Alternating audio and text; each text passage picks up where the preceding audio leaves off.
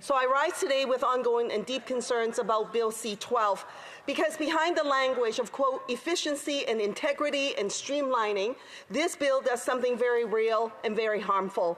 It takes rights away from people who are seeking protection, and it hands more unchecked power to the government.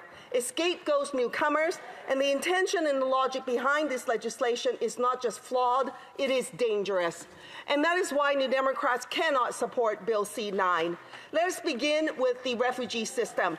Canada has long prided itself on offering people a fair hearing, an opportunity to present their case before an independent decision maker. Bill C-12 weakens that foundation.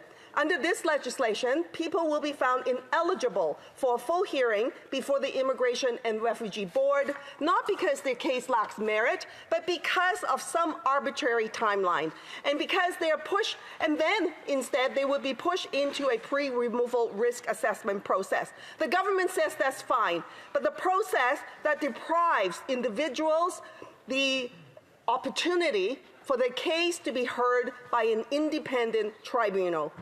Under the pre-removal risk assessment process, decisions are made by an immigration officer. There is no meaningful right to appeal, and Mr. Speaker, due process is not a luxury. It is a fundamental principle of justice. And this bill erodes that. And this is not just a concern raised in this House by me. The United Nations Human Rights Committee has already sounded the alarm bell. It has warned that Bill C-12's new ineligibility provisions would deny refugee claimants adequate procedural safeguards, and has called on Canada to ensure access to fair and efficient procedures in line with our international obligations, including the principle of non-refoulement. Civil society organizations, including the Civil Liberties Association, have said the same.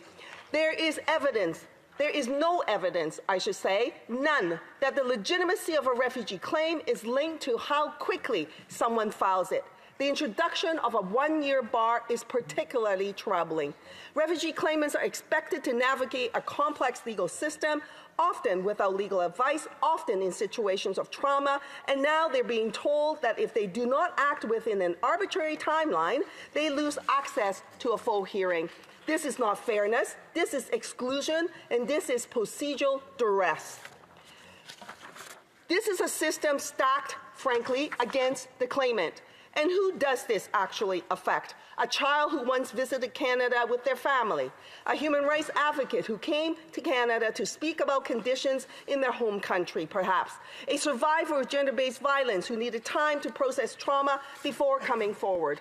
All could be captured by these sweeping exclusions, and it gets worse. These provisions are retroactive. They will apply to people who entered Canada years ago, going back to 2020, who had no way of knowing these rules would one day be used against them. It undermines the very principle of legal certainty. But that's not all. Bill C-12 also grants sweeping powers to the government to cancel immigration documents and potentially affecting an entire groups of people.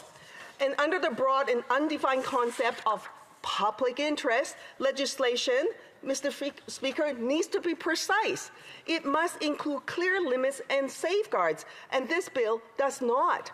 Instead, it opens the door to decisions being made without transparency, without independent oversight, and without adequate recourse.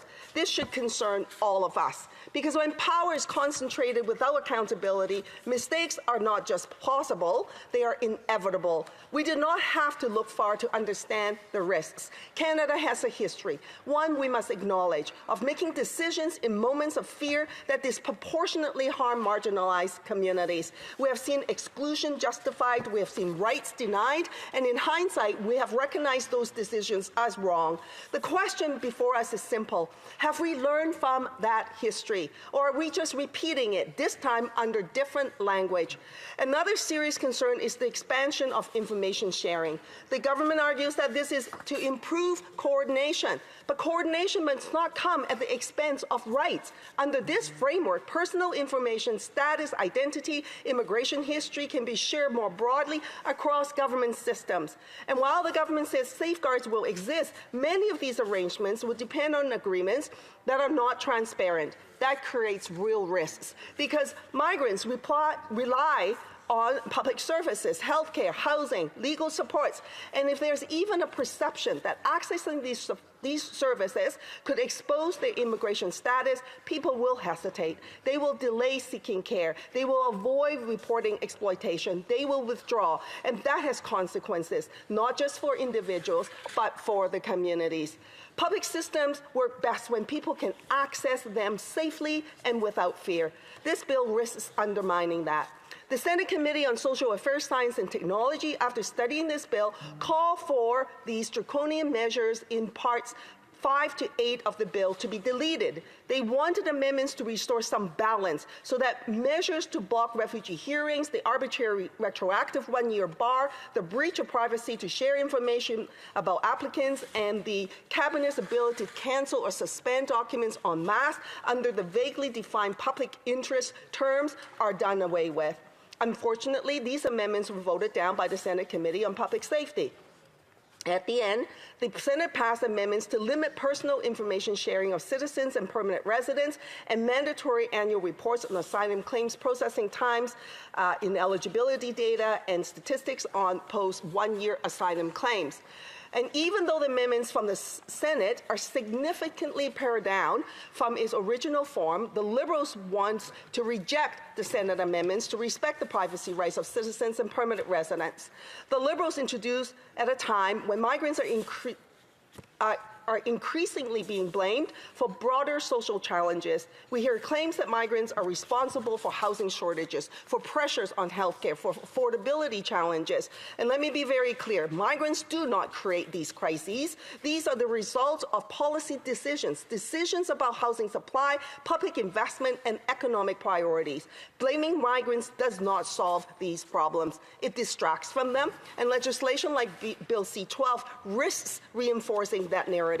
This bill is an attack on people who are already vulnerable, refugees fleeing violence, migrant workers facing exploitation, families trying to build a life in Canada, and these individuals are not statistics. They are members of our communities, they contribute, they work, they care for others, and they deserve a system that treats them with dignity and fairness, and the consequences extend beyond individuals. Denying refugee claims due process puts people at risk of persecution, torture, or worse. It also damages Canada's credibility on the world stage. The same UN Human Rights Committee has raised broader concerns about the state of civil liberties in this country, from surveillance to systemic discrimination to barriers faced by marginalized communities. New Democrats believe there is a better way. We can build an immigration and refugee system that is both fair and efficient, that processes claims in a timely manner, that ensures access to legal support, that upholds due process, and that recognizes the humanity of those seeking protection. These are not competing goals. They are complementary, Mr. Speaker. We must uphold the principles of fairness, accountability, human rights, and due process. This legislation does not meet that standard. And for those reasons, myself and my colleagues in the NDP will oppose the Liberal motion and will also be opposing Bill C-12.